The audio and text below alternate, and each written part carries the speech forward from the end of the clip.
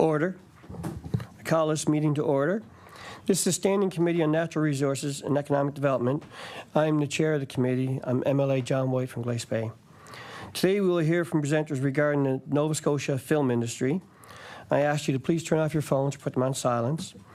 In the unlikely case of emergency, we will exit the back door there and go out Granville Street exit and head to Grand Parade. I'll now ask committee members to introduce themselves, beginning with MLA Taggart. Thanks, Chair. Tom Taggart, MLA for Colchester North, and welcome everyone. Good afternoon, and pleasure to be here with you all today. And my name is Steve Craig. I'm the MLA for Sackville-Cobequid. Yeah, how you doing? Nolan Young, MLA Shelburne. Good afternoon, Johnny McDonald, MLA for Hants East. Hi, I'm Lisa Lachance. I'm the MLA for Halifax, Citadel, Sable Island. Gary Burrell, Halifax, Chebucto. Good afternoon, I'm Braden Clark, MLA for Bedford South. Ian Rankin, Timberley Prospect. I'll also like to note the presence of Chief Legislative Counsel on my left, Gordon Hebb, and Committee Clerk Judy Kavanagh on my right. Today's topic is Nova Scotia film industry.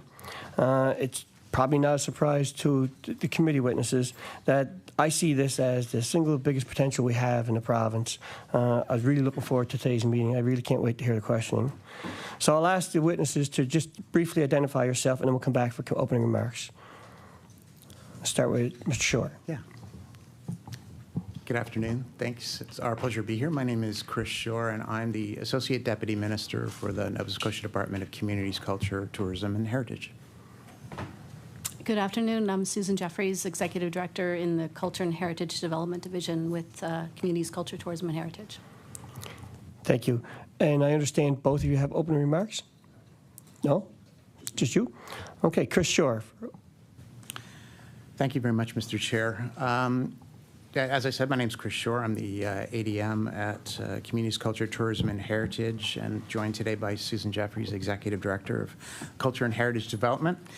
I'm really happy to be here with you this afternoon to talk about the impact of the Nova Scotia film industry on our communities. There's a lot to tell and a lot to see, and it proves that Nova Scotia film and television productions not only bring stories to life, but also have significant economic impact on our communities. In Nova Scotia, the industry is a vital source of economic growth and opportunity. For example, in the 2021-2022 period, the film industry injected $180 million into the local economy, supporting 650 well-paying jobs across the province. These productions contribute to the vibrancy of communities by spending on local restaurants, accommodations, businesses, and supporting a wide array of sectors. Another piece of good news is that the influence of film productions extends beyond urban centers and deeply affects our rural communities.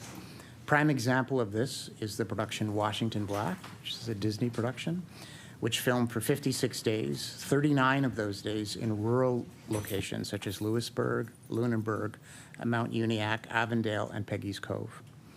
This not only showcases Nova Scotia's diverse landscapes, but also brings economic benefits to those areas. In the 2023-2024 period, 83 projects were approved through the Nova Scotia Film and Television Production Incentive Fund. That's the fund that we manage at CCTH, for a total investment of $39 million. The investment resulted in $140 million in direct spending in Nova Scotia. This strategic financial backing is pivotal for fostering a thriving, competitive creative sector within our province. It underlines our commitment to nurturing an environment where filmmakers, screenwriters, and performers can thrive, and the development of a successful Nova Scotia film sector is possible. Supporting our local film industry not only creates direct impact on our local economy, but also has a cross-sectoral effect. Film and tourism have cultivated a mutually enriched relationship, thanks in part to a collaboration between Tourism Nova Scotia, which is part of our department, and Screen Nova Scotia, which is a nonprofit sector organization and partner of ours in the community. The Film Tourism Steering Committee is actively working on leveraging local produced movies and TV shows to augment Nova Scotia's allure as a travel destination. Meetings with the film producers have illuminated the importance of place, showcasing that locations like Lunenburg are not merely scenic backdrops, but pivotal characters in the narratives we share, capable of drawing visitors from around the globe. In the upcoming fiscal year, Tourism Nova Scotia plans to deepen this synergy through targeted advertising campaigns, marketing initiatives, with a strategic focus on enhancing content on novascotia.com. At the end of my comments, we actually have a couple of videos that will show that will illustrate that piece.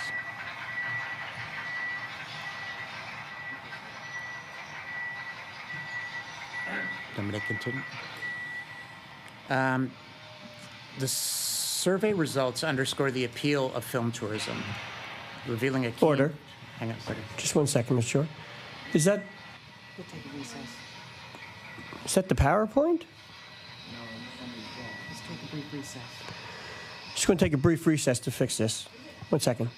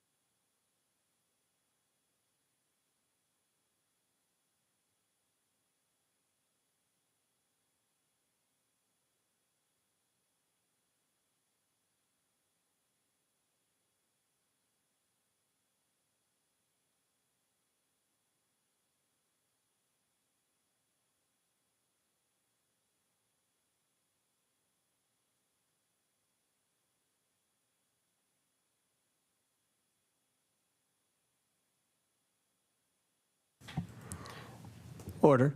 Call the committee back to order. My apologies, MLA, or ADM Shore. ADM Shore. Thank you. No worries. I was speaking about the relationship with tourism. Tourism plans to, as I mentioned, deepen the synergy with the film community through advertising campaigns. And as I mentioned, we have some videos that we're going to show you at the end of my comments. So the survey, we did conduct a survey, and the results underscore the appeal of film tourism, revealing a keen interest among visitors in exploring movie locations and following in the footsteps of their favorite characters. So this initiative not only celebrates our cinematic achievements, but also invites the world to experience the real-life magic of Nova Scotia. Nova Scotia is a province that is home to many diverse communities. Inclusivity remains a pivotal component of our industry's story, and we've been working with Screen Nova Scotia on the development of a funding stream through their Content Creator Fund aimed at helping diverse producers within the film and television sectors. Recognizing the barriers faced by underrepresented groups in our department has supported a number of important projects, like the Black Below the Line project, support for women in film and television making waves conference, and the equity and gender parity strategic focus of our Screenwriters Development Fund. These initiatives are all a step towards ensuring that all voices have an opportunity to be heard and diverse narratives brought to the forefront. We stand at the cusp of a new era for Nova Scotia's film and television industry, an era marked by economic vitality, inclusivity, and a harmonious blend with tourism. Through strategic investments, supportive policies, and collaborative initiatives, We're not just creating narratives, we're shaping the future of our creative economy. As I said at the beginning of the speech, there's much more to discuss and to see, and I want to show you a few quick videos that we have prepared, and after which we'd be very, very happy to answer any and all questions that you have. So we just press.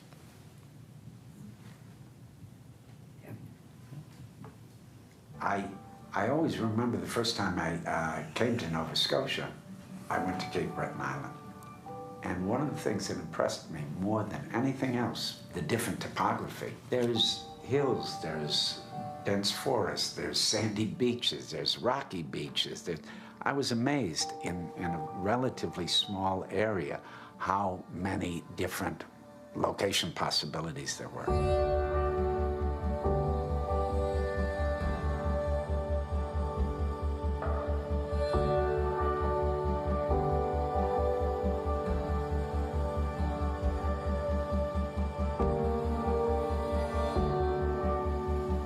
I think Nova Scotia is more than a background, it's a character. And we use what we have around us naturally, I think in a really positive way. It's so picturesque. When we first came to Lunenburg, it really looked like a set. It was so perfect. I love working in Nova Scotia. I did a movie out here 6 or 7 years ago, and this part of the world is so blessed and so beautiful. Shooting in Nova Scotia was fantastic, and truly, when I sit down with my fellow filmmakers, I mention often, if you have a reason to shoot in Nova Scotia, I recommend shooting in Nova Scotia. I mean, the crew was truly incredible. Robert Eggers talks about, at the budget level we had, he designed certain shots with a crane that they couldn't quite get here.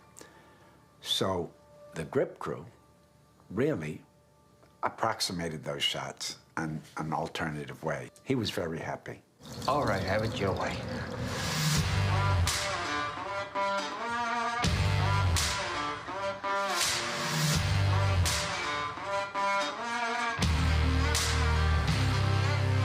When I was brought on as a director for Stage Mother, the producers weren't really sure where they were going to shoot the movie. I saw budgets for Vancouver, Atlanta, New York, San Francisco itself, and finally the producers landed on Nova Scotia because we had great locations, we had great crews, and we had a great incentive that made the whole bottom line work. Honestly, the tax incentives were one of the main things that brought us here in making our budget possible. And then also the high level of expertise, the friendliness, and the access to these incredible natural locations. We needed a small fishing town. To have that be so close to the larger support of Halifax and the infrastructure in Nova Scotia was much easier for us than shooting in northern Maine, for instance, where we would be much more isolated. Working in the film community out here in Nova Scotia, it's like working with an extended family. It's a very close, tight-knit community. We have everything you need, from experienced crew to experienced producers. Whatever you need, the job can get done out here on the East Coast. Working in Nova Scotia with these great Nova Scotian collaborators, they were able to bring my vision to the screen, and I'm sure they will do the same for your film.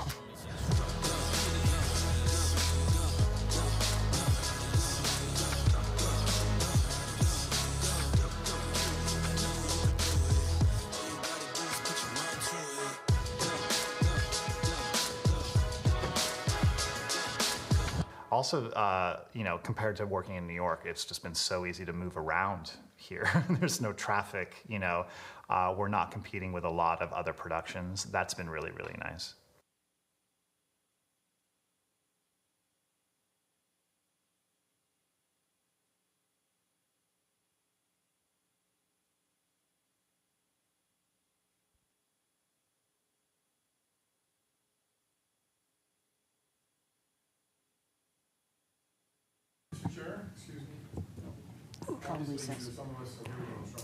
Order. Please take a small recess again.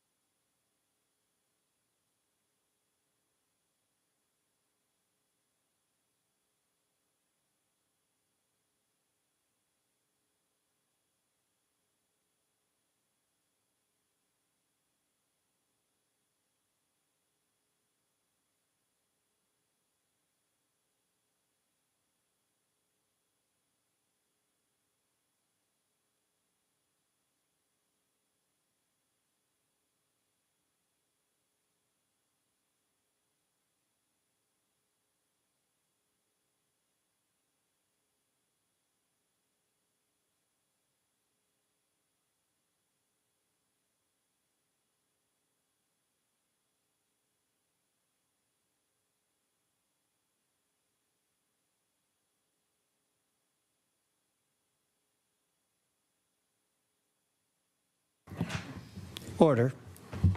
My sincere apologies.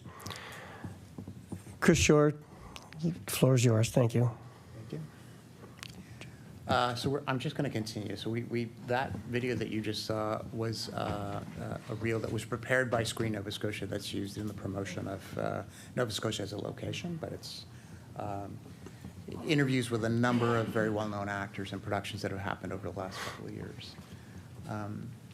I think the next one, we just want to talk a little bit about film tourism. I'm not quite seeing it on this. Oh, there we are. Perfect. Thank you. So the film tourism campaign, as I mentioned in my opening remarks, again, part of what we want to kind of show to you today is a couple of videos that we ran this year to promote Sullivan's Crossing, which is a large television production that happened last summer, and it is shot in Nova Scotia, but features Nova Scotia as a location. And is it the next one? Or is it that one?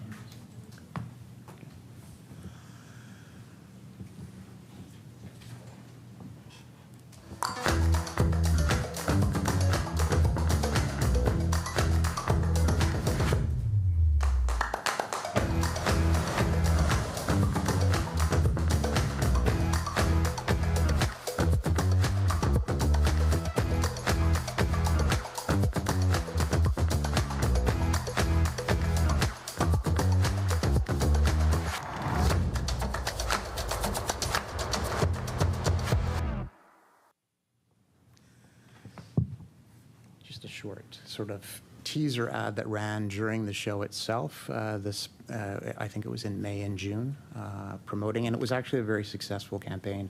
Drove a lot of attention to the novascotia.com website, which is where we try to bring all the interest of potential tourists to the province. I think that's good. I think with that, we'll open it up to any questions that you might have. Thank you very much. Before we go to questioning, MLA Burrell. Was just wanting to move that we agree to extend the meeting for roughly the time that when the meeting was interrupted. I think it was around 10 minutes, so that we would agree to whatever the closing time that you had thought of for business, that we would add 10 minutes to that. So MLA Burrell has a motion on the floor to extend the meeting by 10 minutes. And while you're voting on that, I just want you to know that I had intentions of bringing the questioning to a close at 10:02. So now the question would come to close at 3 o'clock, and then the 10 minutes for correspondence. So motion on the floor. Do we need to vote on it, or is I see heads nodding, so we're in agreement? I'm okay. Agreed. Agreed. Thank you, Emily Burrell. And I thank you all for your patience. Emily Rankin. For questions? Oh, for questions, yeah, I'm going to come to the, okay. You want to be on the questions that you're saying? Sure. Okay, yeah. So we have finally finished opening remarks. Thank you. So a reminder to wait until your name is called and the microphone comes on so we can record you. MLA Craig, there was a request for you to come a little closer to your microphone when you're speaking, just after introductions. I will maintain a speakers list. And I will look for you to nod your head to get me on. I have Tom Taggart on there right now, Emily Taggart, sorry. And I have Emily Rankin, and then both of you I'll put you on right after that, okay? And I will try to remind you 2 to 3 people out so you're ready for your questioning. And we'll wrap up at 3 o'clock on the button for questioning. Everybody ready? So questions open now. So I have Emily Taggart to start. Thanks, Chair. You know, I think we all know of the successes. I think we're, you know, I shouldn't say we all know, but certainly we're gaining all the time. I'd like to a little bit about specific programs that are in place that help Nova Scotia producers sell and distribute their projects to national and international marketplaces. Is there something there that we do that supports those local producers? And that's to Mr. Shore, I think. Mr. Shore. Yeah, thank you for your question. We actually have a number of programs that support Nova Scotia producers in the production and creation of their projects. At the beginning of any kind of film project is usually the creation of a script of some sort, an idea. A producer comes to us to say, I want to develop this idea into some sort of project.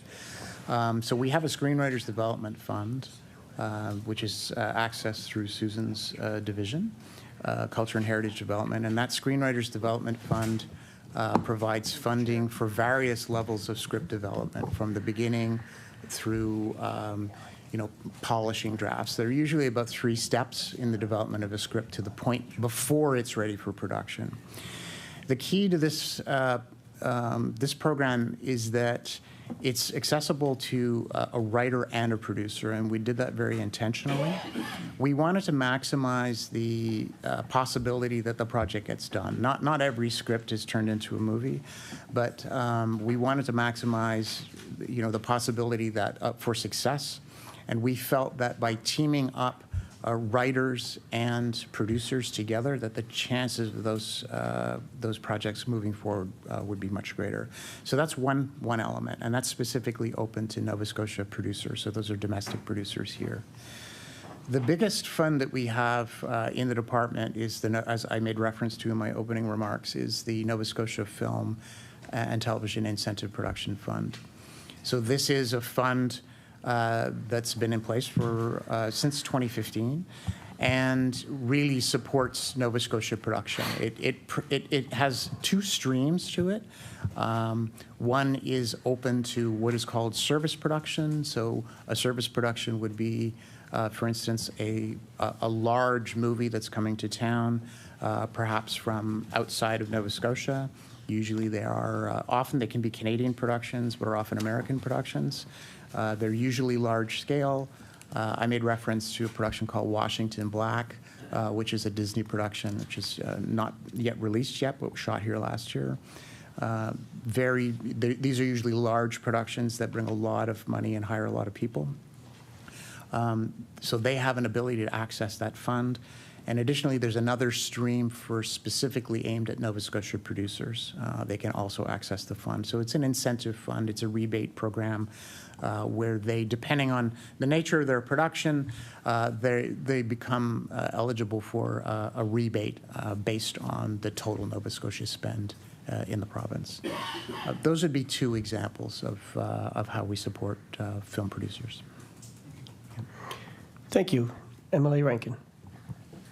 Thank you, Mr. Chair. Just have a question on this sound studio that's going to be built out in Prospect Road by Exhibition Park, and I know it's going through the approval process at HRM, but I'm wondering if you could speak to the status of the project and the province's commitment on an ongoing basis. I understand there was an $8 million investment. Does the business case require ongoing government support year to year? It's really important. I know it's going to be we don't have a sound stage yet, and it's great for film and media. So I wonder if there's an update you can give the committee on where that project stands and what the province's commitment is. Mr. Shore. Thanks for the question. Yeah, that's a great question. So, I believe it was the end of, I think it was in 2023, the province provided support to Screen Nova Scotia. As I mentioned before, Screen is the not-for-profit sector organization responsible for the screen industry in Nova Scotia. It's often calls itself a film commission as well. It supports all kinds of film activity. They had conducted a number of studies and presented a number of proposals to the department over the years about the value of a soundstage here. As you know, as you just mentioned, we don't have a purpose-built soundstage in Nova Scotia.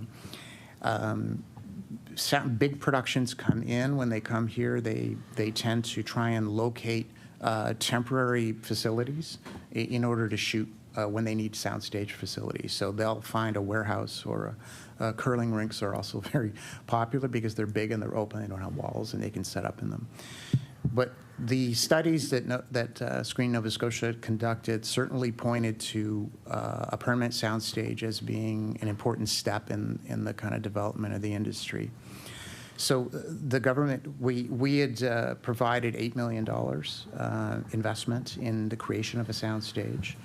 They immediately began to look for various locations of where it could be, of where that could be done. So work started with them hiring project managers, doing some studies across in fact, across the country. They went to Ontario and they went to British Columbia. A large number of sound stages in both Ontario and British Columbia. The film industry is very large there. So they looked at all the various possibilities. They did some consultant work.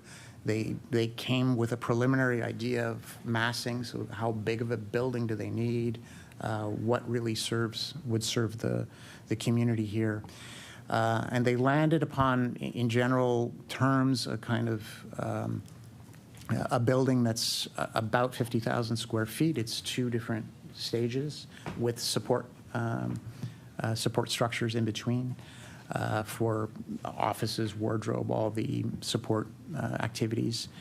And then they looked for land. And so currently the state, they have a piece of land that's out near Exhibition Park that they're currently in negotiation with Natural Resources on acquiring that land. So I believe right now they're still at the stage where they're discussing what the final price would be.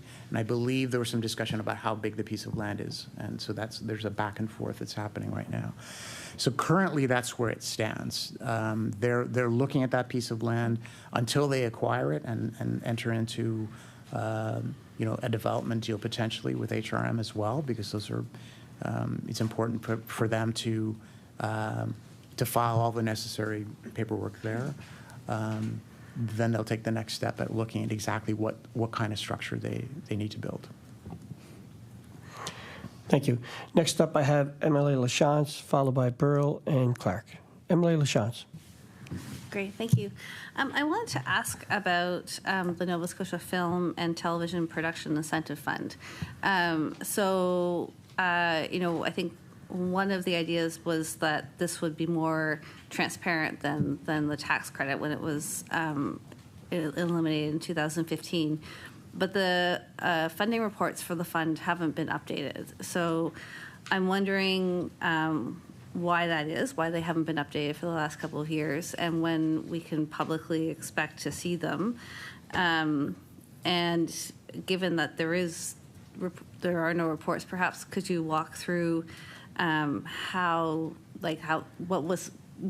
did the $25 million go in the previous fiscal year?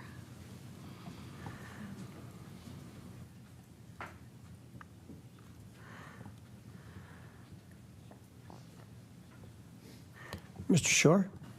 Thanks. Thank you for the question. So so originally, when the Film Incentive Fund was created, it was created in 2015. It was managed at the time by the then Nova Scotia Business Inc.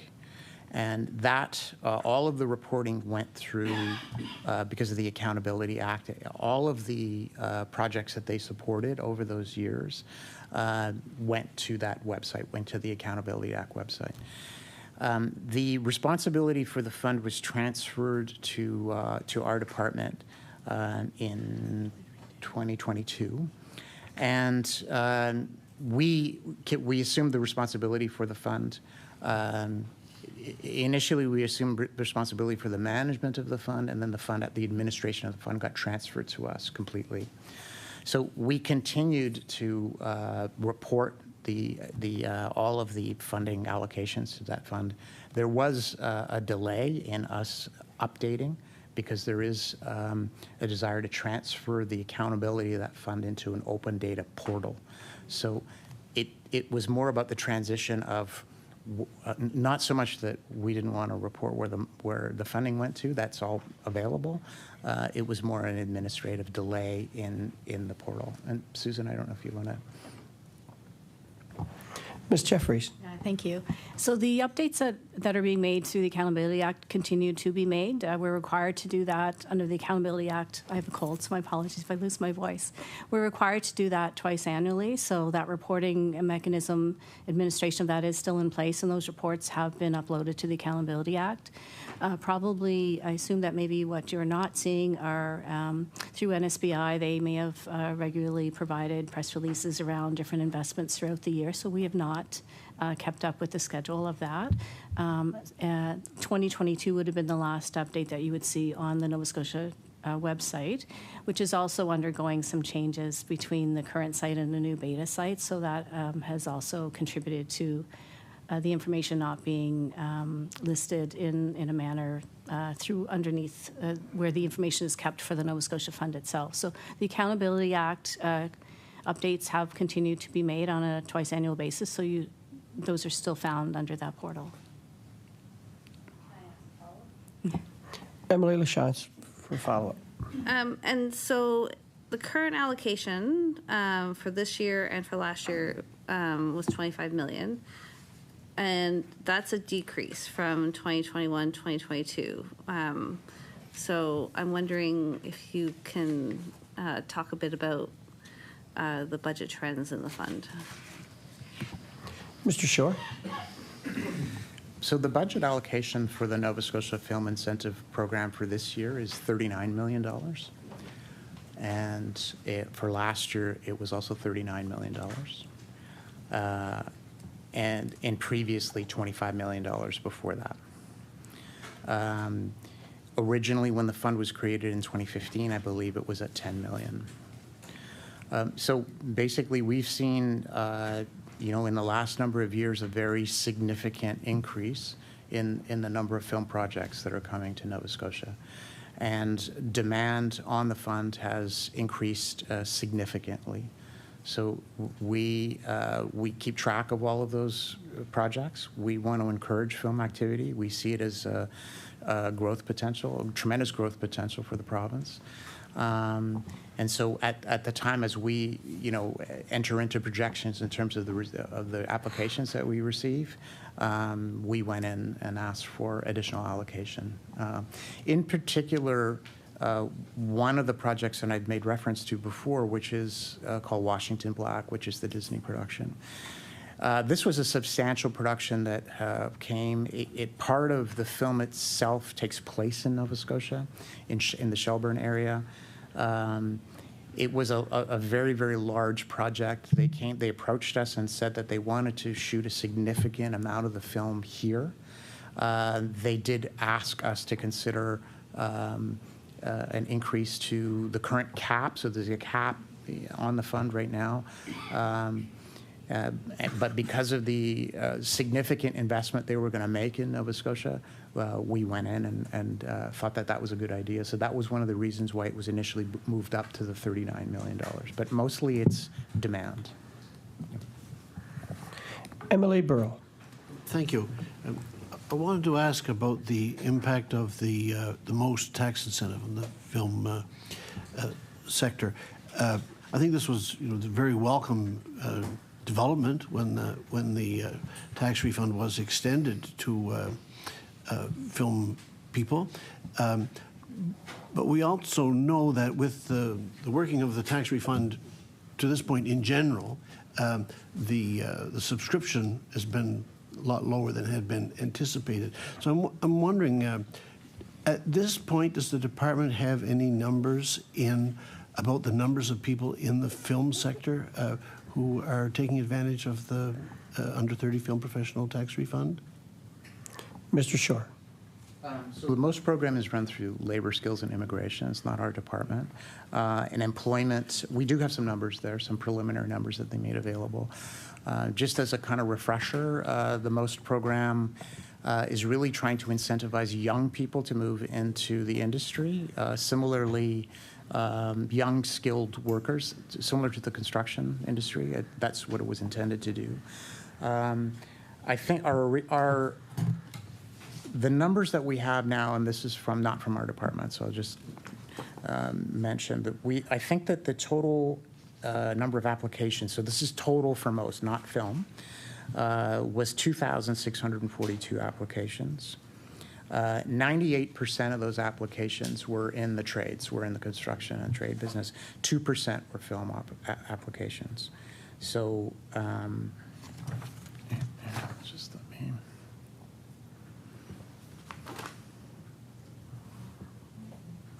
Yeah, and then so basically, I mean, you could probably do the math. It's not a large number there.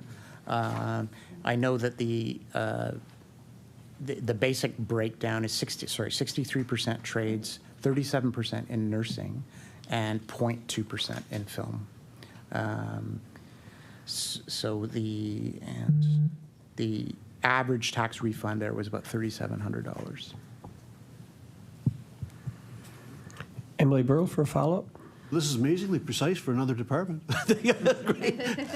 So I'm wondering, do you also then have a sense of does the uptake rate in film amongst those who would potentially be eligible, is it parallel, less, more than the general uptake, or is that not known at this stage? Mr. Shore. I wouldn't be able to comment at this point. I really don't know. I know that in addition to the MOST program, there are other programs that we're running to entice people to come into the film industry. It is an area where they do need, specifically in and around crews, they need trained crews. So we actually have other programs at CCTH and programs that we fund through Screen Nova Scotia, training programs to kind of encourage people to move into it and to train them. But I don't know how that would compare to other, from a numbers point of view. Yeah. Thank you. Next I have MLA Clark, followed by Young and Craig. MLA Clark. Thank you, Mr. Chair. As MLA Burrell mentioned, Mr. Shore, you've got lots of numbers with you today, which is great. I really appreciate that. And one of the numbers you mentioned in your opening comments was around jobs, which is an important piece of any industry, obviously. And I believe you mentioned 650 jobs as the number that's supported. So I'm just wondering, so I understand, is that 650 kind of full-time, year-round jobs for Nova Scotians who live here, or is that some combination of that and people who might be coming here for a set period of time? Or could you just clarify for me how those jobs are actually distributed within the industry? Mr. Shore.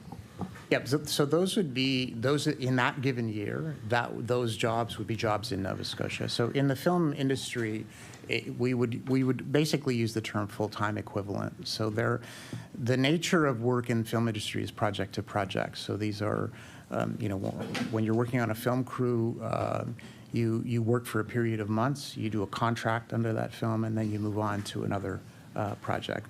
But they're basically full-time equivalent jobs. Roughly, we know the Nova Scotia film industry, and this is from Statistics Canada, it's roughly about 1,100 to 1,200 people in Nova Scotia work in the film industry.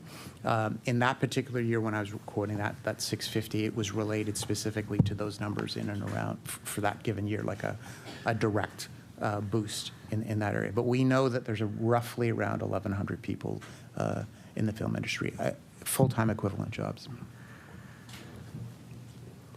Emily Clark for a follow-up. Yeah, thank you, Mr. Chair. And just touching on a point you made, Mr. Short, in an earlier answer around, I think to MLA Lachance, around the cap of the program. So I'm just curious what that cap would be. And given your answer there, I assume there are mechanisms in place to circumvent it. So, you know, if a blockbuster movie, I took my kids to Inside Out 2 on the weekend, which was great, by the way. Just a plug for that. Really, really good. But if a big movie with a $150, $200 million budget or whatever landed on our doorstep tomorrow and said, hey, we really want to film here, I'm sure we wouldn't want to say no to that. So what is the cap currently, and what exists in place to adjust that if needed? Mr. Shore. So the cap currently of the Film Incentive Fund is $10 million. So basically, that allows us in the department to, when we get applications, so the $10 million is the amount of money of incentive that we would provide. We wouldn't normally provide any more than $10 million to any given production. It allows us to spend up until that point to receive applications from any manner of production company, whether they're domestic or from outside of Canada or within Canada for that matter. When a blockbuster, as you said, comes, and as I mentioned before, Washington Black being one of those, we have one right now that's shooting in Nova Scotia called We Were Liars, which is a big Amazon production. They approach us.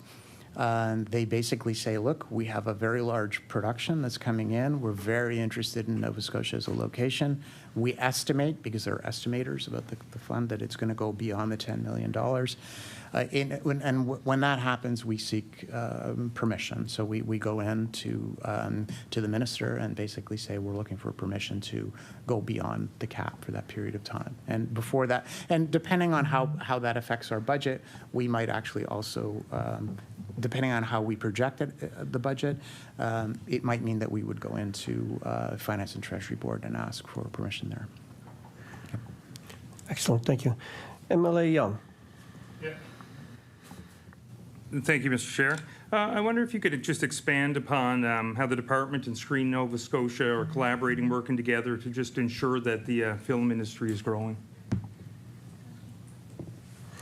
Ms. Jeffries? Hi, thank you very much for that.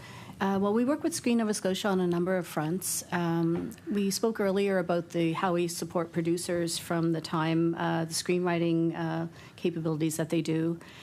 We work in concert with Screen Nova Scotia as well. They also have a script development program that we help to support that's administered by Screen Nova Scotia as well. We also work with them once a production that's been made in Nova Scotia by a local production company wants to take that to market or to expand on their distribution of the film. We support them to go to various festivals around the world. There's film festivals that producers can go to, and there's festival buyers or producer buyers, network buyers there that they can have opportunities to pitch their projects with. So we support those missions that Screen Nova Scotia takes on. Generally speaking, Screen Nova Scotia has a set of 2 to 3 major missions that they set their sights on an annual basis. Those missions are in very key markets for getting distribution for Nova Scotia producers. When they take a producer on a mission, those are all pre-screened and they're go through a screening process to qualify to go on the missions. And oftentimes, the participation on those missions with Screen is in concert with other provinces in Atlantic Canada. So we're supporting Screen to take producers on those missions.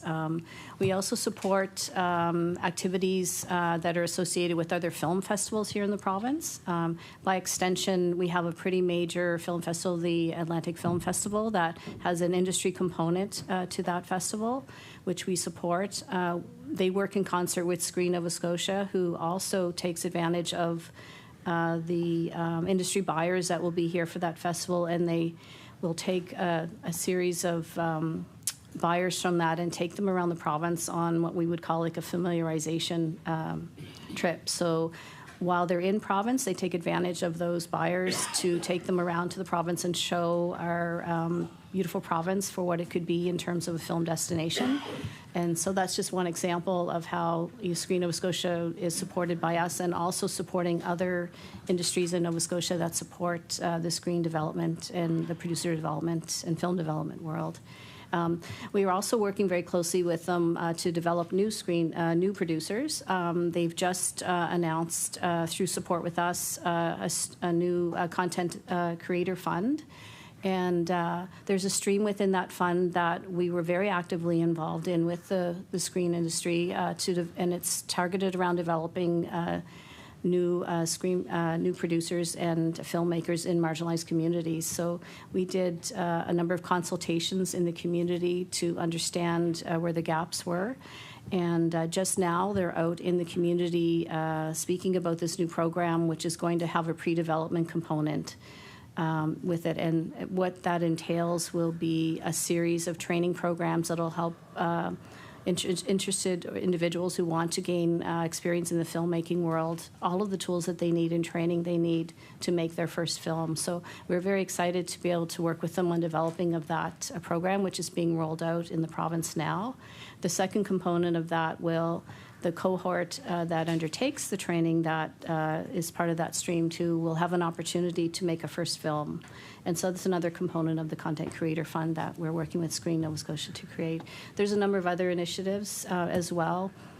Just as an aside, Chris mentioned earlier different ways that we support film development. We have a Creative Industries Fund, which supports producers directly coming into our fund to take their their film around the world to different film festivals as well. So Screen also does missions, but we also support producers directly to go out and work and take their projects around the world. We also work directly with AVCOOP, the film cooperative, who creates Film 5 program is what it's called, and it's an opportunity for persons who have interest in getting in the film community to take training and learn to make their first short film. So there's a number of avenues for support, and Screen Nova Scotia and our partnership with them is just one of them. But again, it's a very small community, and a lot of the associations, including Screen and the film festivals, work together to do that work. Excellent. Thank you. Next, I have MLA Craig, followed by MLA LaChance and MLA Taggart. MLA Craig. Thank you, Mr. Chair, and thank you both for your answers and being here again. And I just think back to the way that we keep referring to film. So, and as over the last century, how entertainment has changed from even silent, at that time, films to having audio and now virtual reality and screens, and just so much is there, and how this industry has evolved in the name of entertainment. Let's face it, this is entertainment, and it's information that's provided to a consumer, and the production of that, and the many aspects and people who are involved, as you've alluded to in a number of your answers. So my big question is, what is our unique selling proposition? Whether you're the salesman or you're providing the marketing to the salesman to bring productions here. In your opening video, you indicated a few things that were, and that's good. Testimonials are good. So I was happy to see that from a marketing point of view, that you had testimonials from producers, actors, directors around that. So when we take a look at the aspects of scenery, location, and the uniqueness in some cases of that of Nova Scotia, and especially in proximity to the larger centers and support centers. It was mentioned in the video about Maine and how it's great. They've got some great stuff too, but it's far apart. So the ease of travel and to getting people here and to get the support that you need is important. So I don't know if that's part of the unique selling proposition. Or what about so the support of the crew, and we got the crew, and we need to build on that. It was mentioned to me the other day that if we have a production in Cape Breton, and they're in Halifax, we get them to Cape Breton, but if we have a couple of sales and productions going on, so the scarcity of resources is a consideration. And then, of course, the dollars. It always comes down to dollars, especially where you can create any particular video now. Just have a green screen and you have at her. So you don't necessarily have to have it. I do have a number of people who I know are employed, and part of that number that you indicated earlier, ADM, and that not only as actors, but also too as in part of the construction. I've got friends who do tile work, and they're telling me all the work they're doing on these sets. So I do want to come back, though, where this is global, where productions can be funded for anywhere in the world, where they can create everything artificially. They don't have to be here to do what we do. Not everything's in Oak Island. So what is our unique selling proposition that you use, or that the people that you are stakeholders with use to get people here to even consider us beyond the testimonial? Thank you, Mr. Chair. Thank you. Mr. Shore. That's a great question. And I think what it comes down to is it comes down to a couple of components. I had a colleague of mine often refer to Nova Scotia as right-sized. It's not a province. It's enormous in geographical landmass. You can go from one part of it to another in a number of hours. But I think that and so in terms of moving around the province, it's relatively easy to do. Despite the fact that we've seen tremendous advances in CGI, and in fact, increasingly, you mentioned green screen technology, large productions still you know, they still need locations. They still want to be able to shoot outdoors. If you're shooting something outside, although you can still recreate that inside, you need a high degree of technology in place to do that, realistically speaking. So film companies are still looking for locations. They're looking to come to a place that has all the locations that they need for their particular film. And one of the advantages that we have in Nova Scotia was referenced in the film that we showed at the beginning, is we have a great diversity of location. You can if you need to shoot like you're in a city, you can very easily replicate that in Halifax or in other towns in Nova Scotia. If you're shooting a historical film, you've got many, many historical locations here that you can do that. If you need to be out on the water, you can do that. Years ago, they shot parts of the movie Titanic here. I've known over the years that they've used Halifax for all manner of location, from from Russia to as I said, historic Shelburne, in productions such as The Book of Negroes. So you have the variation, and the variation is all within a relatively small place. It's not going to cost you a lot of money to move between locations, and you can come here and do that. So location is one of the big pieces. We also are, we do have very, very well-trained crews here. Despite the fact that the industry itself is growing, and we're seeing a big uptake in the number of productions that are coming, and I think that's a tribute to the work of the people that are here. We need crew members. That's why we have programs like the MOST program are very important to attract young people in. But the crews that are here are top-notch. They're high quality. And that's something that productions really look towards. They want to know that when they're coming here, they're not going to have a problem, outfitting crews. And so there are enough people in Nova Scotia right now to probably support three or more full productions going at the same time. Now, ideally, you don't want them all going at the same time, but that's where it is now. And more are needed. If we develop the industry here, that basically the more the merrier. The more people that we can have working in the film industry, the more that we can accommodate. So we've got locations, we've got crews, and then the third piece that's important is incentive. There isn't a place in North America that doesn't provide some form of incentive, whether it be a tax rebate or some kind of a grant, in order to attract, large-scale or medium-scale production. And so in order to be competitive, we need to have an incentive program that is competitive. We have one. The Film Incentive Program is that.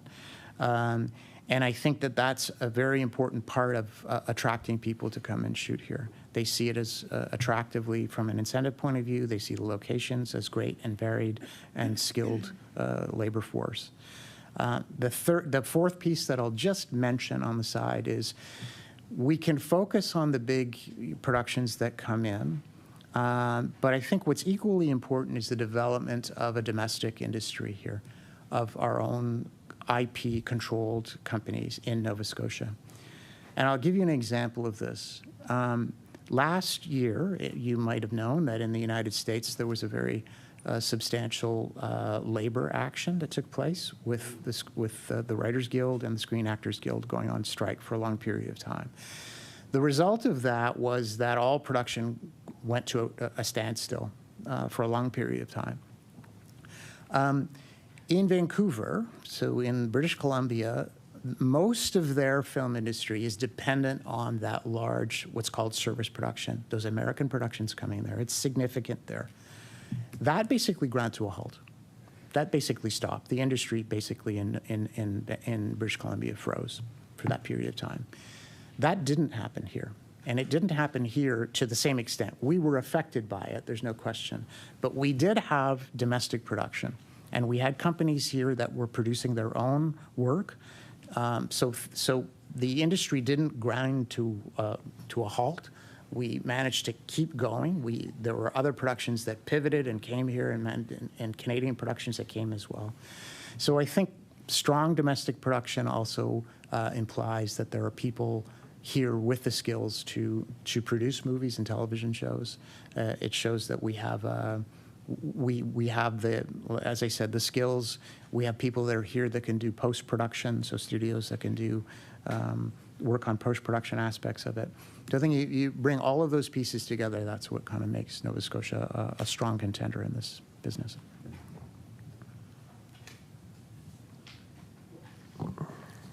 MLA Craig.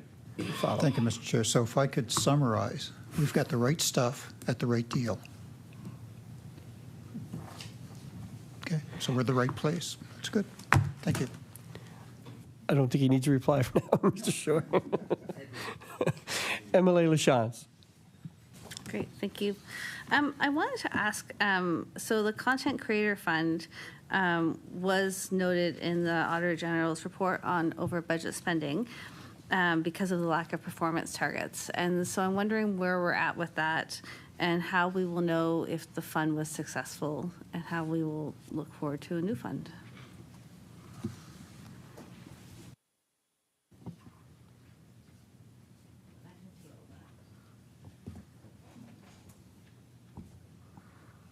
Mr. Shore? Yeah, so the Content Creator Fund was created in 2022.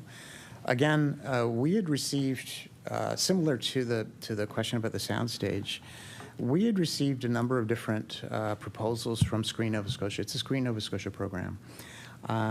And they had submitted to the department over the years a number of different proposals for how we might strengthen and improve the film industry here in Nova Scotia. And one of the key components was we had some of the elements. We had, as I mentioned before, the Screenwriters Development Fund. We had the Nova Scotia Film Incentive Program.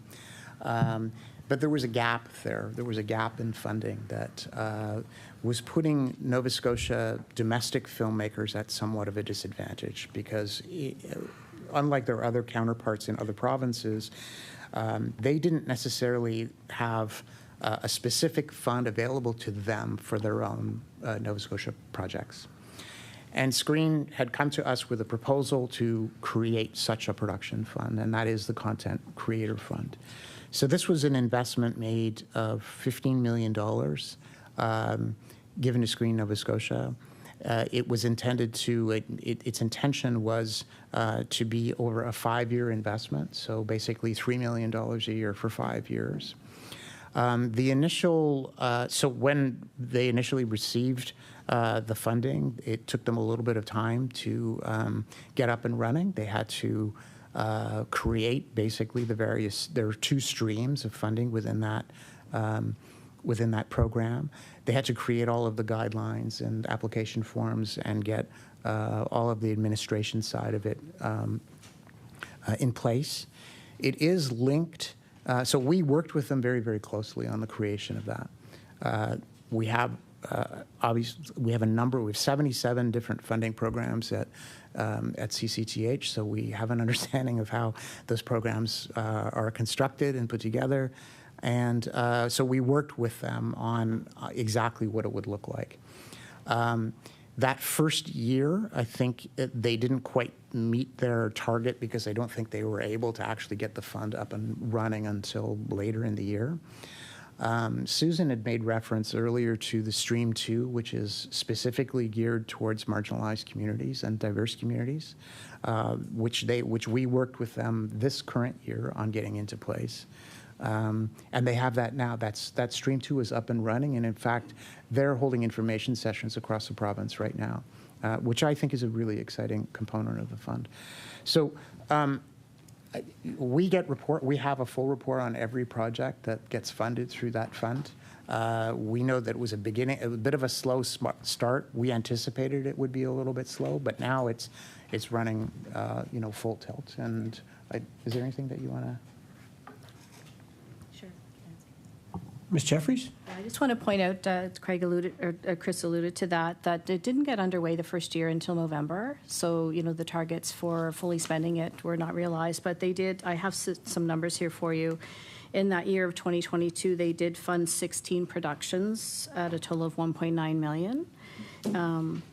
And with that fund, for 21 productions have been funded in 2023 to the tune of 2.4. So all of the preparation of that fund that we did in concert with Screen Nova Scotia was all done with legal advice and with oversight of the department.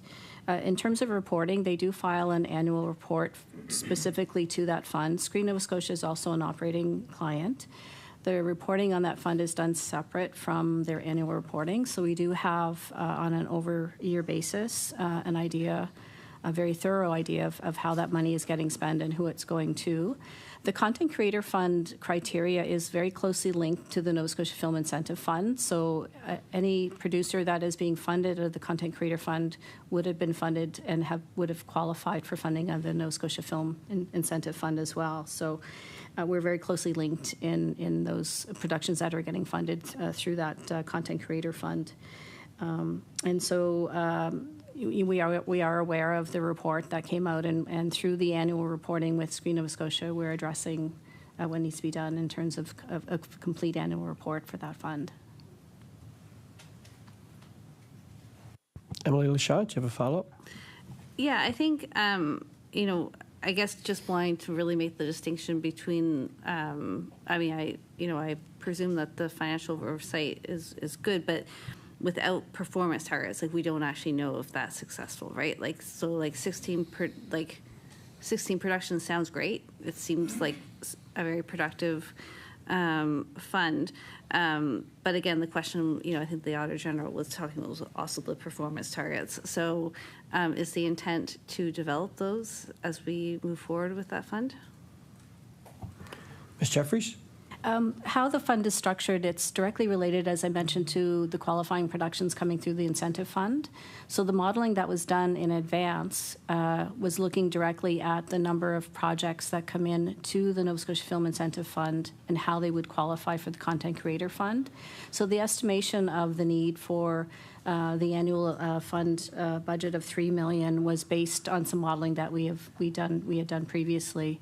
The oversight for that is basically that the qualifying productions, whether they be a feature film, there's percentages that they're entitled to under the Content Creator Fund that range from there's different levels of funding for that. The oversight that will be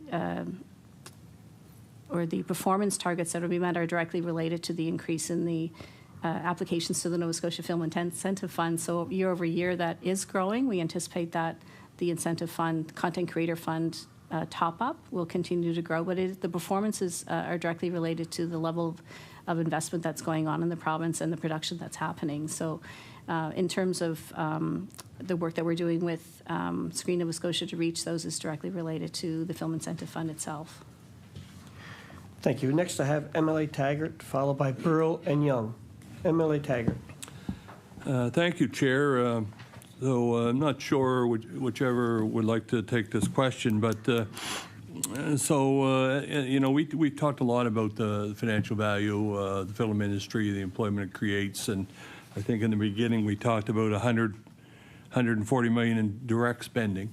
But this province is big on tourism as well, as is community, culture, heritage, and tourism.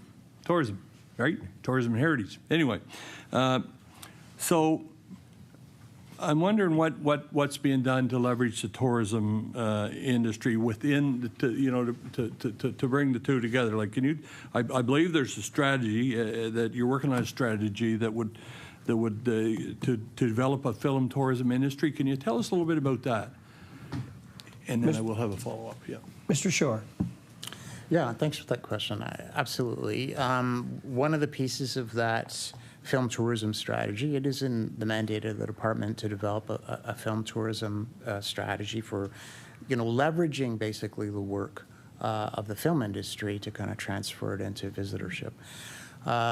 One of the, right off the top, one of the videos that we showed in the beginning, just after my opening remarks, was all about leveraging the television show Sullivan's Crossing, which is shot here in Nova Scotia. It's set in Nova Scotia, so it's not like they're using this as some fictitious place. The production is in Nova Scotia. And, during the airing of that show, it happens to be on CTV, We ran Nova Scotia tourism ads that basically said, hey, you're watching Sullivan's Crossing? That's great. This is an actual place. Come and visit, So that's one kind of element of what the team at Tourism is working on. But I'm going to, reel it back a little bit. So what we did initially was we created a film tourism working group. That working group, this was, I want to say, 2 years ago. That working group consisted of our tourism team, Screen Nova Scotia, the Tourism Industry Association of Nova Scotia, and people from our department.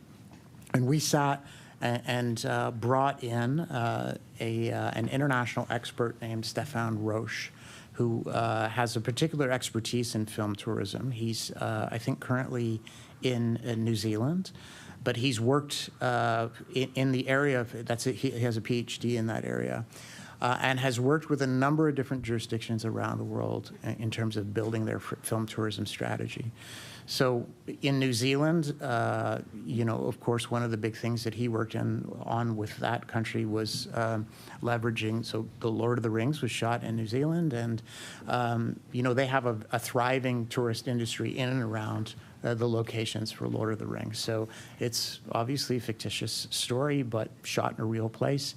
And there are businesses that are now set up by saying this is where this was shot and that's where that was shot. And there's an entire fan base of Lord of the Rings that traveled into New Zealand every year to experience those locations. That's one example of a kind of a marketing that you might be able to attract. But there are many of those types of examples. So it's not just about the location, because in that example, you're sort of dependent on a big blockbuster movie shooting in your area. And for example, I mentioned the production Titanic. So Titanic was shot here. And in fact, lots of people come here, not just because this was the shooting location. I mean, obviously, there's a collection of Titanic artifacts in the Maritime Museum of the Atlantic, and there are also, there was recovery efforts where it came from Halifax. There are people that are buried in Halifax. So, not only the location of the movie, but there are other elements that attract that kind of tourism. But I think as well, from a marketing point of view, you can also develop partnerships with production companies that are here to say, hey, we can help each other in our marketing. And that tourism ad is sort of a small example of that. So there were a number of different strategies that working group looked at. We conducted meetings with film producers, local film producers, and got their input on what they think might work. The strategy is now in place. There was a survey that was done of Nova Scotia, people that had already visited Nova Scotia, to gauge their interest in potentially experiencing a film package if they came here.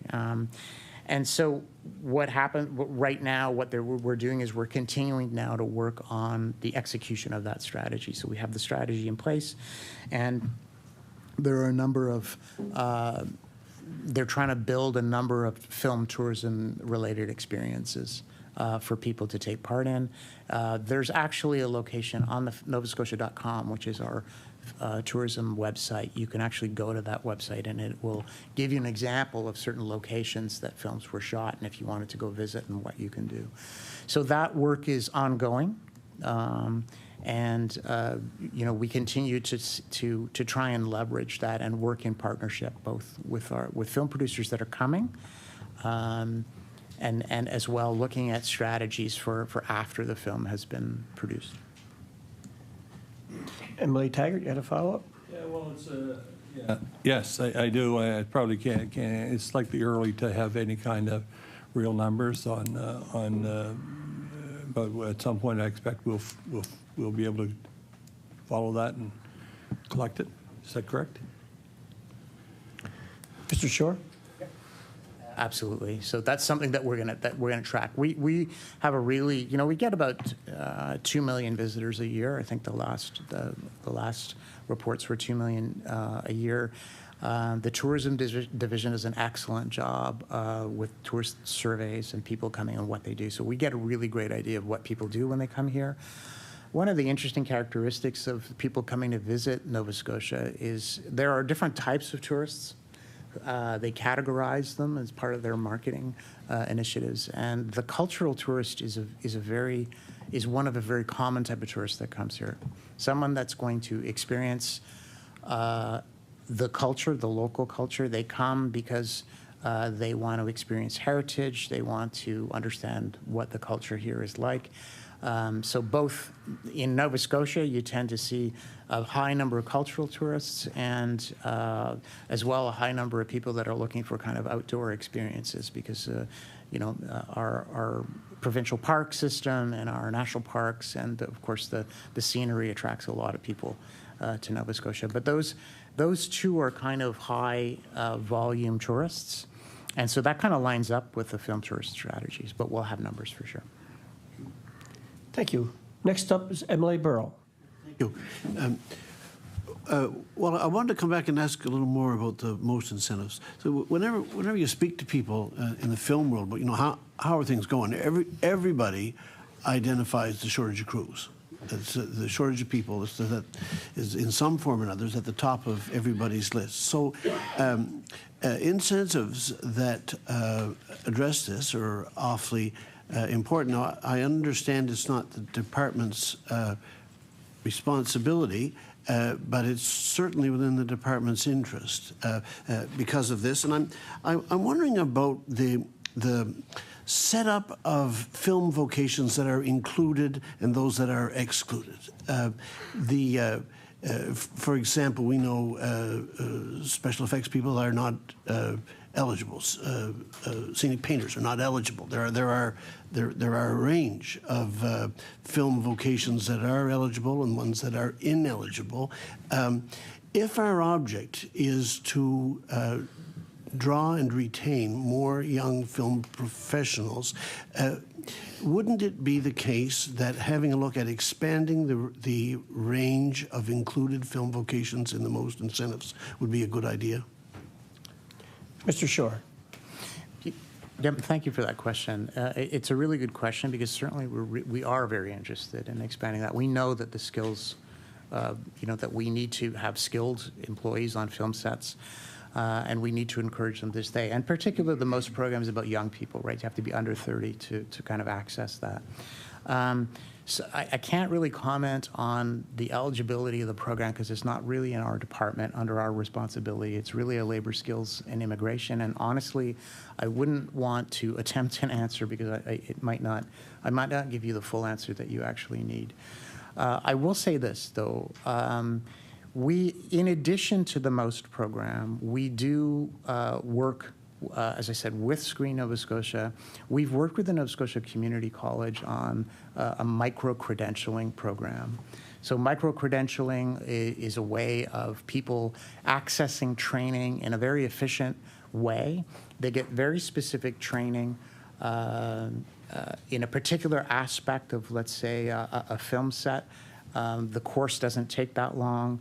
It can be cumulative. In other words, I can take a micro-credential course for, I don't know the number of weeks, but it would be like 6 or 8 weeks. I can get it done in a matter of hours, and then I get a credential saying, yes, I'm qualified and I understand that aspect. And you can build those micro-credentials over time.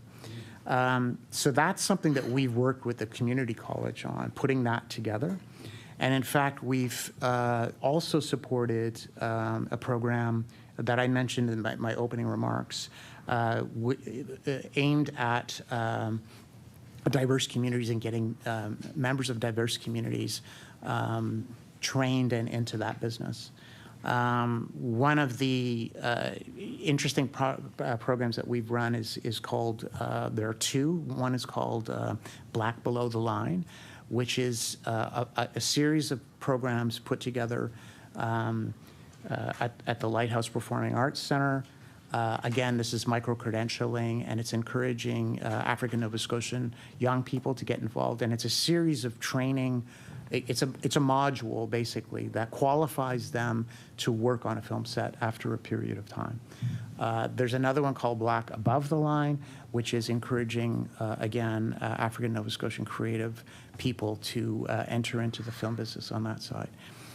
The above the line, below the line, I'll just explain, is a film term. So it basically means it stems back to the 1930s in terms of how people made films. And it relates to below the line are all the budget lines related that basically it's a cost item. It has nothing to do with the actual creative element of the film. It has to do with the execution of it. So all of your crew and all of your costs for construction and all of those types of things would be a below the line cost. And above the line cost would be something like if you had like a writer, a director, if you had big actors in your film, those would be above the line costs. And that's just a question of how they do budgeting. But typically, the person or the people that create the idea behind the intellectual property or execute it are above the line. Those people that are working on the production itself are below the line. They're different types of jobs, basically.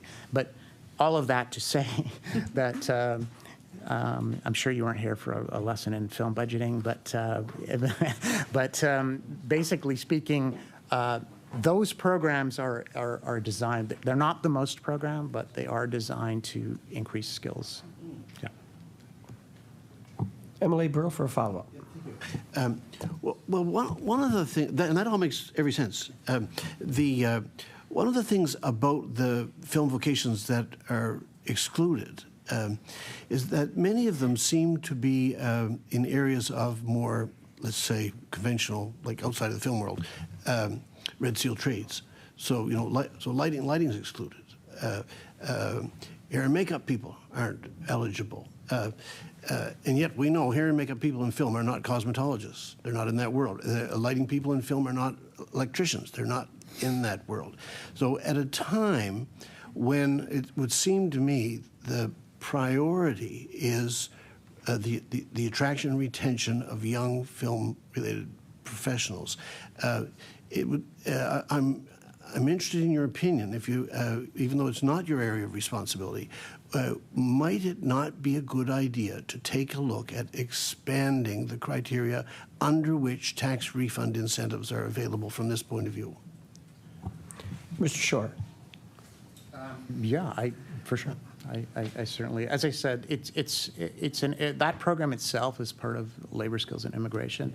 Again, I would defer to them in terms of expertise because that's really, you know, their expertise in terms of what kind of training is needed. But theoretically, absolutely, I think we're looking from an industry point of view and from supporting the industry itself. Yeah, I would agree that it would be great to look at something like that. Thank you. Next up, I have MLA Young, followed by McDonald and Clark. MLA Young. Yeah, thank you, Mr. Chair. Living in Shelburne, lots of films seem to come in and come out, and it's a good boon to the economy. But I'm wondering if you could tell me, like, how does government support some of the rural communities in leveraging film industry activities for long-term development? Mr. Shore. So part of the Nova Scotia Film Incentive Fund has currently an element. So basically the way that it works is that there's a percentage rebate that you get depending on how much money you're spending in Nova Scotia.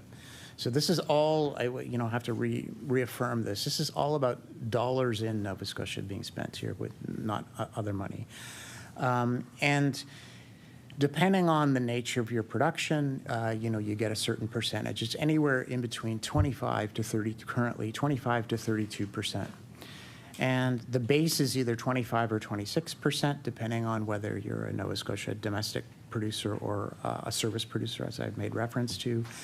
And then there are various incentives that stack upon that. And one of those ones that stack is called the rural incentive. And it's an additional 2% that's provided to productions that are shooting outside of HRM. So basically it's a 30-kilometer distance right now, measured from downtown, from City Hall. Basically, if your production is shooting outside of that area, you get an additional 2% incentive. This is also the other component of the Nova Scotia Film Incentive Program is it is an all spend. All spend refers to not only labor, but also any kind of spending that you'd have on your production. Currently, right now, we are working on an amendment to that rural incentive. We are looking at a model whereby we would increase it. We've seen evidence of this in other parts of the country work particularly well. We're very, very interested in incentivizing productions to not only shoot in proximity to HRM, but to really bring them out to right across the province.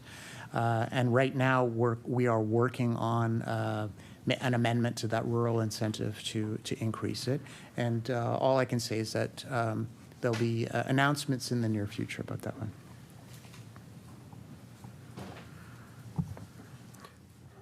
I'm still smiling, sorry. Emily McDonald's next. Thank you, Mr. Chair. And just so you know, East Hants is about 36 kilometers from downtown because I drive it all the time. So you mentioned about the additional, if it's outside of 30 kilometers. So can you explain, like, what is the benefit of having that and the impact on local businesses and services where, and I don't mean just where the movie shot, because obviously I've been fortunate enough that there's been a lot of movies shot out in my neck of the woods, and you see and I know it because I go back and going like, what's this ABC? And I've learned, oh, okay, that's the different spots for them. So not just like right there, but how is that helping local service and businesses be able to, capitalize on this coming in? Mr. Shore. So imagine, any size film or television production, it's basically like a small army of people that arrive into a various location to shoot whatever they need to shoot. And in order to do that effectively, all different types of activities have to take place. In certain cases, that means renting out facilities. It means buying construction goods. It means buying food. It means housing people. It means hiring people. Because, when you're at a location, wherever you are in the province, in East Hants, for example, you're not necessarily going to bring the entire crew with you there. There are lots of different jobs that happen in and around a film set that they're looking for people locally to kind of participate in. In certain cases, even in terms of performers, so usually background actors who are actors that don't have a speaking role in a film, if you need 75 people for your production to be in the background, well, you don't necessarily want to have to bring them all from Halifax. You'd really like to be able to use the people that are there. So I think with that, you kind of get a picture of the fact that when they arrive in a specific area, they're engaging a lot of different kinds of businesses. They're buying food locally. They're getting catering locally. They're hiring people, as I said, in background and on crew. They're renting out facilities. And if they do that for an extended period of time, that can actually be a significant amount of money invested in an area. So the advantage here in the film industry is, in a relatively short period of time, when a large production comes to Nova Scotia, it's potentially, so something of the size of a Washington Black, for instance, is literally spending $60–70 million in the course of 5 months in the province, and that's in Lewisburg and in Lunenburg and in Shelburne, and so that's a significant amount of influx into those communities.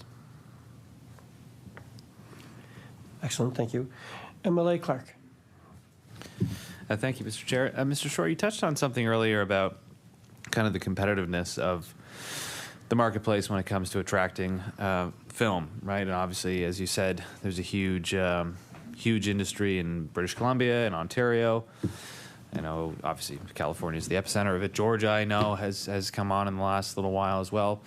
What I'm curious about is how the department thinks about balancing that so that it doesn't become a race to the bottom, I guess, which is always kind of the tricky part of it, because we have, unfortunately, experience in Nova Scotia of in my view anyways, government investing in not film necessarily, but industrial projects, different economic drivers that fall apart, and the taxpayers left holding the bag, unfortunately. And I know that hasn't been the case with film, but how do you balance that out, I guess, to just say, oh, geez, New Brunswick's doing this and Maine's doing that, so we got to go 10% lower.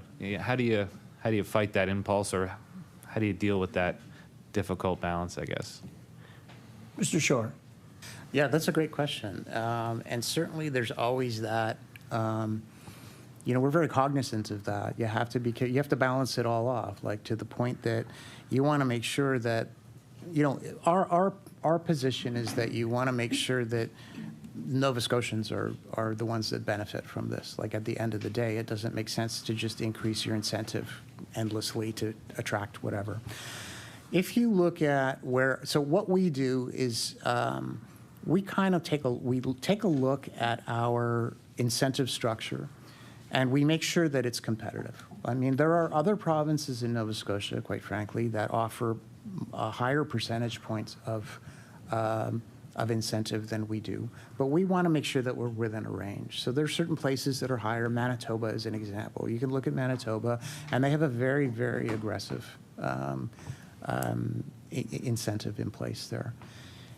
Interestingly enough, the amount of film production that takes place in Manitoba is not that much more than it is in Nova Scotia. So we're always balancing off what exactly is the volume of production that we have here. We want to remain competitive, so we take a look at our percentage. We make sure that it's within the realm of what other provinces are offering. It is a priority for us. We want to be in this business, so it's something that we want to be competitive at. But the incentive is not the only component of what attracts film productions. As I mentioned earlier, location is important, and the idea of skilled workforce is very important. The big productions are spending a lot of money, and when they come to a location, they want to know that they hired talented crew people, or that there's a talent pool of actors available. They don't want to go to a place that doesn't have that kind of infrastructure. And if you have that infrastructure, that's another element of what attracts business in. So, and I think that's one of the reasons why, for instance, like a soundstage is an important part of an infrastructure here, because that's another element of what we have. If you're shooting in November, chances are you want to probably, be inside if you can. So I think there's not just the incentive part of it, there's the other elements, and as long as we're trying to build those pieces up, I think we're in good shape. But we do keep a close eye on what other jurisdictions are doing. It's one of the reasons why we're remodeling the rural incentive. Thank you. Yes, please. Thank you, Emily Clark. Thank you, Mr. Chair. And just quick follow-up. So what do you look at for your comparators, I guess? You mentioned Manitoba there, obviously, but do you look within Canada, maybe smaller states in the U.S., what are your main comparators when you're trying to figure out how do we stack up against the competition? Mr. Shore. What we usually look at is we look at similar-sized entities. So we look at in Canada. Primarily, we're competing in Canada. We're not looking at the United States really. We have some advantages in Canada in that so for instance, on top of the incentive that we have for American producers, you have the exchange rate as well. So it's an attractive. Canada's an attractive location for them. Proximity is another reason. A lot of big production companies are located in California. It's actually not that far a flight from California to Nova Scotia, relatively easy to get to. That's another component of what it's like. But typically what we do is we look at provinces that are roughly the same size as us. So we look to Manitoba, we look to Saskatchewan. Those are the main ones. We look at the rest of Atlantic Canada as well. But, interestingly enough, because of the strength of our domestic industry here, I think the latest results were that Nova Scotia was I think it was number 4 or number 5 in the country. So, You know, if you take into consideration large centers like Ontario and British Columbia and Quebec, just as the big three, if we're next, then that's actually quite impressive. So I would say we're comparable to, very, very comparable to Manitoba, but largely it's a population size. And yeah. Thank you. Emily Clark, I would even be inclined to give you a second follow-up because I'm trying to keep the caucus sane. No, thank you, Mr. Chair. I'm good. Thank you. Thank you for your indulgence. Next I have Emily Taggart, followed by Emily Burrell and Emily Young. Emily Taggart. Well, thank you, Chair. And so Emily Young kind of stole my question there. He seems to get all the films down there in Shelburne too. So I guess where I'm going here is and I'm very happy to hear about this rural incentive that you're working on. But how do I, as an MLA who believes that they have a significant lot to offer, especially when you talk about cultural tourism, you know, and what was it, outdoor activities and that sort of thing, you know, and we've got the highest tides in the world. I guess John Hay would have some of those too, I guess. But anyway, you know, we got a World Geopark, you know, a 13,000-year-old Paleo-Indian site, any number of, you know, beautiful scenery and locations, but we are sort of off the radar. So what would I need, you know, what would your advice be for what direction should I take to try and get the powers that be, the people within the industry, to take a look at those those attractions that the communities that I believe would be great locations and be attractive? How would I go about that? Mr. Shore. I think the first thing that you do is I think to back up a little bit, the incentive, you know, potential increase there is going to be, I think, a big factor. So we'll learn more about that in the coming days. But I think one of the big things is Screen Nova Scotia, which is who I've mentioned before. They have one of the big roles that they have is they have location services. And location services are basically, they make it their job to make sure that they understand and have pictures of communities right across Nova Scotia, so that when a potential movie comes to Nova Scotia, when they're entertaining the idea of coming and shooting here, they reach out to Screen Nova Scotia and they say, well, my movie is about this, and I need these types of locations, and do you have that kind of location available? And they have sort of a photo bank, and they have people that are specifically, whose job it is to understand the various locations in the province and to take them across and to send pictures and say, yes, we actually have that. We have this here, and we have that there, and we can do this over here. And I think, so what I would say to you, the first thing I would say to you is would be to reach out to Screen Nova Scotia and make sure that they have all of the information for your particular area, and that even to potentially, you know, invite them out and make sure that their locations information is updated. Because the other thing that people are looking to is they're not only looking for the outdoor location, they also want to know, well, what kind of services are there? Like, you know, are there as simple as, you know, is there food services available? Are there hardware stores available? Can I buy wood and lumber to build whatever I need to buy? Is that, you know, is that located close by?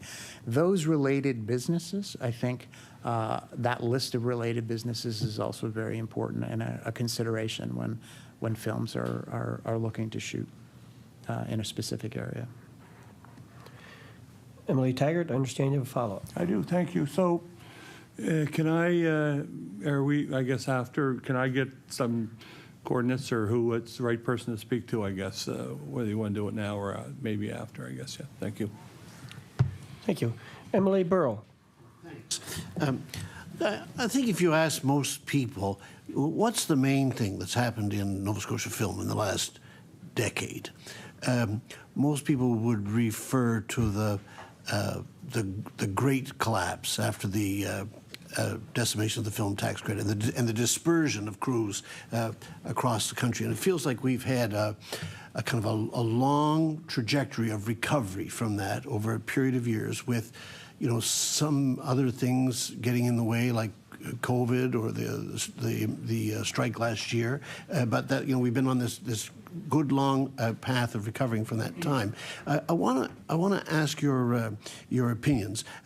In your view, have we fully recovered from 2015 yet? Mr. Shore. Yeah, absolutely. I think we've recovered and more. I think if you just look at the volume, like the number of projects and applications that we've supported in the last number of years, it continues to rise. If you look at the level of incentive, the amount of money, just from an incentive point of view, that we've been spending, that also has risen. And that's a direct result of, you know, of expenditure, of companies coming and spending the money here. I think it was, just looking at my numbers here. So even like if you go back to 2021, 22, we had, for example, 70 projects. And now 21, 22 is still the incentive program as we know it. We had about 70 projects that we supported. Right in the year that we're like, so last year, 23, 24, we had 82. We're looking now tracking towards 118 in this current year that we're in. And so you're seeing a steady increase there in the number, in the rate of production. So I would absolutely say, without a doubt, that we've more than recovered back in terms of volume. Yep. Good. Next speaker I have is MLA Young, and I don't have any more on here after that, folks. MLA Young. Yeah, thank you, Mr. Chair. One thing that the pandemic I did notice had brought on is a lot of people that moved, especially in my area, would have some histories in the film industry and whatnot. But I guess my question is, I don't know a whole bunch about how the film industry works, but what job opportunities are there created for rural residents through the film industry? Like, yeah. Mr. Shore. So, you know, we've been speaking this afternoon a little bit about sort of job creation, the MOST program. We've been looking at training. So what's interesting about the film business is that there are various levels of jobs, different kinds of jobs that are available. There are certainly jobs that don't require any specified training. There's some very basic film etiquette rules that you want to follow when you're on a film set. It's easy enough. In fact, the local union, IATSE, holds regular film etiquette training courses for people interested in getting into the film business, and that's very, very basic stuff. It's like how do you act on a set. But there are various levels of jobs. There are jobs that don't require specialized training. That, you know, it's really a question of you getting in touch with local producers and with Screen Nova Scotia and expressing your interest in working on sets. Sometimes there are calls that they put out. Hey, we're shooting in this location. We need these types of people. And then there are a layer of jobs that do require specialized training, so at various degrees. Some of them are highly technical. But what's interesting, and I think that's the original connection to the MOST program, is some of those are very transferable. Now, we also happen in this province to need lots of construction workers, but some of those specific kind of skills are transferable into film. It made reference to the fact that you need to build sets. If you're going to build them, you need carpenters. You need electricians to run electricity. You need scenic painters to be able to paint those sets. So there are artists that are involved. There are people that in construction that need to be engaged. And if people are interested in moving into that film business, certainly I know that any of the unions would welcome people with wide open arms in terms of providing opportunities for them to learn about it. Yeah. Thank you. Emily Burrow. Thanks. I just wanted to come back one more time to the question about the labor shortage and crew shortage. Does the department have a sense of how great the gap is? Do we actually know how many skilled crew we are short relative to present demand? Mr. Shore.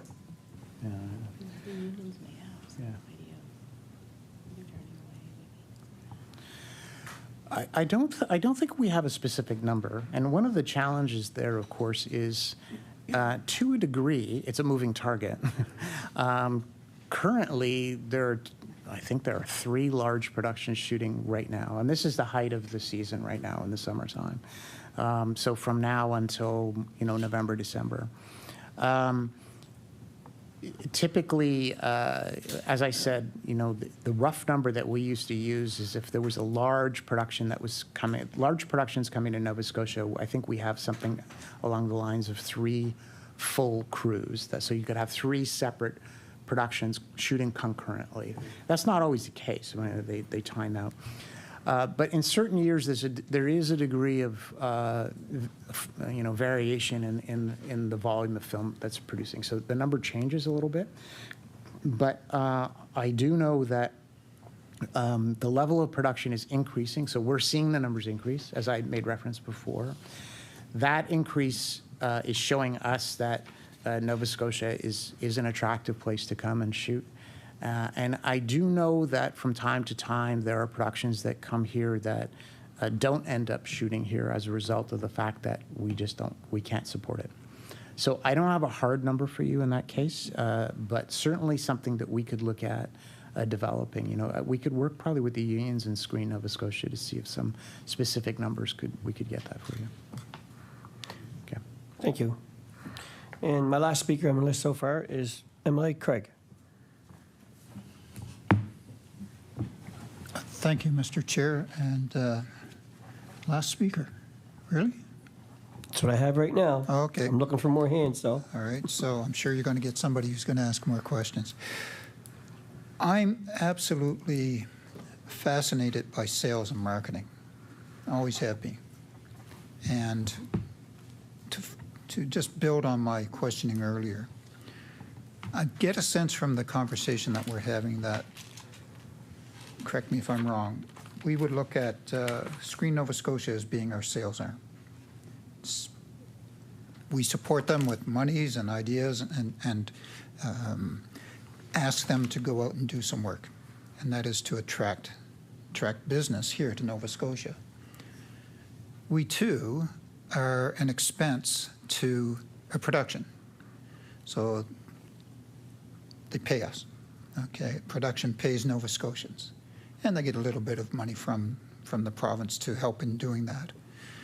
The real revenue comes from their sales of their production, the finished product, through to the consumer or to a distribution channel, and that's where they get their money. Do you see us as being proactive in this area? Because some of the, I say that because some of the conversation that we've had, it seems to me as though we're reactive. We have a site out there. I looked at the Screen Nova Scotia site. It puts all the elements that somebody who is going to do a production might look at. Now, if they don't stumble across that, then maybe they don't do that. Do you know if Screen Nova Scotia or anybody else is proactively looking at the global network of productions that are out there, potential productions, if they're on anybody's short list? But so if we have a big production, does somebody in Nova Scotia know that there's a potential for a big production and has in their Rolodex, dating myself, okay, I need to build these constructive relationships, these high-level relationships with these industry movers and shakers, the people who will make the decision to bring a production here to Nova Scotia. And then we can get into that whole area of the sales proposition. But if we don't know exactly what it is they're looking for in our sales department, then how can we possibly sell? So how can we be proactive and have that constructive relationship with those in the industry who are looking to produce a product that somebody else is going to buy but knowing full well that the quality of the location, the incentive that a state or a province would provide is part of that. But how do we go ahead and do that prospecting, if you will? So who's doing the prospecting, I guess, is the short question. Who's doing the prospecting for the business, for Nova Scotians, to take advantage of all the things that we're doing as a government? Mr. Shore. Thank you for the question. It's a really great question. One of the elements of a successful product placement in any business is that you provide to your buyer a good product. And one of the things that advertises us better than anything else when you're buying something is if you buy tires and those tires work really well for you and you love them, well, that product, you're going to go back. So one of the things that we have a great advantage of, as we showed from the video in the beginning, is we have a really good track record in terms of production. Companies come here and they produce, and we're talking, so again, for the service productions, we're talking mainly service productions, and the question that you're talking about is not so much the domestic ones, it's how do we attract.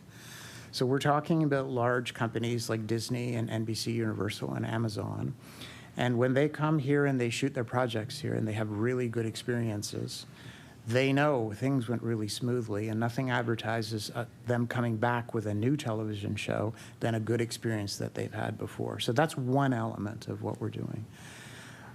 The other element, maybe I'll let you talk about it a little bit, is the missions. So the trade missions that we go on, that we fund through Screen Nova Scotia, and through independent producers that come to our Creative Industries Fund. They go out, so they're going out to often, in many cases, shop around their own product at film festivals. But as they do that, they become ambassadors for Nova Scotia. And in fact, when Screen Nova Scotia is on those trade missions, they're also meeting and talking with production companies about Nova Scotia as a location, maybe the familiarization. And I'm going to ask Susan to talk a little bit about a thing called the familiarization tour, which is something that it was very successful in that area as well. Thank you. Ms. Jeffries.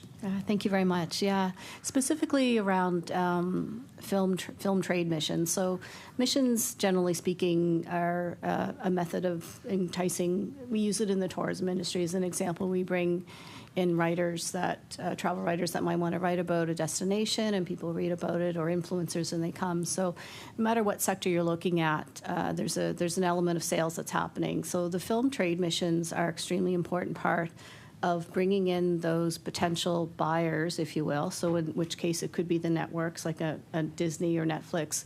There's nothing better than to bring them into your home province and actually feel and experience the place. Which becomes, we spoke to earlier, the importance of attracting film producers is Nova Scotia becomes a character in a lot of ways. So what we're selling really is our destination, and it's in some aspects it's not very different than developing missions that are targeted at tourism buyers. But from a film perspective, bringing them in, seeing the various locations. So Screen has done that on a number of occasions, and they specifically have done that in most recent years to rural locations. So we know that there has been specific missions that have gone to Cape Breton, the Valley, and so they're seeing the diversity of the landscape.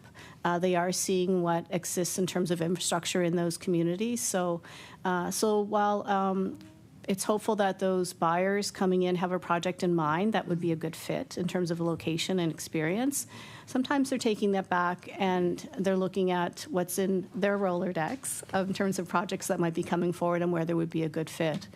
So those are really, really important to do that on your home turf, to actually have them come here and experience and meet people that are behind the scenes. Screen would include, while they're here, connects with people in the community that are supporting the film sector. They would bring in locations managers who would be part of that discussion. So those are the folks that Screen and MLA Target is speaking of earlier that you want to connect with so that they know that location and it's top of mind when they're when a producer or network is looking for a specific location. But there's also an element of missions that happened outbound as well. And for those missions, we partner with other funders like Telefilm Canada. We work with our tourism, with our commissions abroad. Specifically, if you look at marketplaces like Berlinia is a big show, and we work with our trade commissioners there who are familiar with us as a destination and are on the ground as well. But there is also elements of what Chris spoke to earlier, producers themselves going into marketplaces and selling their content.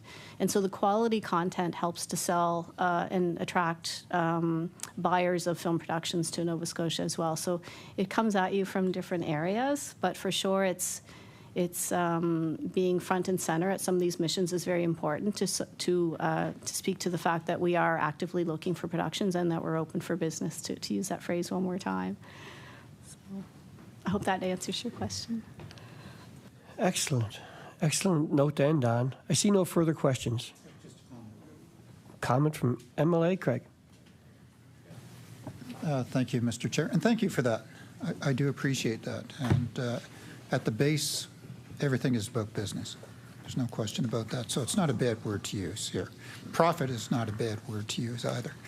The thing is that missions, I was very happy to hear you say inbound and outbound. As Fisheries Minister, I did inbound and outbound as well. And they are a great way to get your product and awareness out there.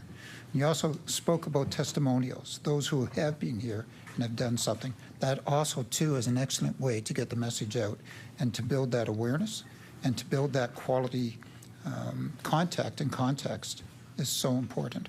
So I want to thank you for the work that you're doing and with your stakeholders on behalf of myself, anyhow. I'm not going to speak for everybody else, and I'm not going to take up to 3 o'clock, which we extended the time to, but unless you want me to, I could probably filibuster here. But no, I'm not going to do that. But sincerely, the work you're doing is important. I'm so happy and pleased to see that we are investing in the industry. I'm so happy to see that we do have a number of productions in Nova Scotia, and so happy to see that Nova Scotians are benefiting from that work, either direct employment or supply of services and other products. So again, thank you both for being here, and it's been a pleasure to speak with you and have this conversation today. Thank you, Mr. Chair. Thank you very much for the words, Mr. Craig, Emily Craig. Do either of you have brief closing remarks, possibly? Chris Shore? I have very brief remarks. I do want to thank the committee for inviting us to be here today. It's been our great pleasure to come and speak about the work that we do and the work that we also feel is very important to the province. One of the things I'll just leave you with is, since the fund was created in 2015, it has invested about $200 million into various projects since 2015.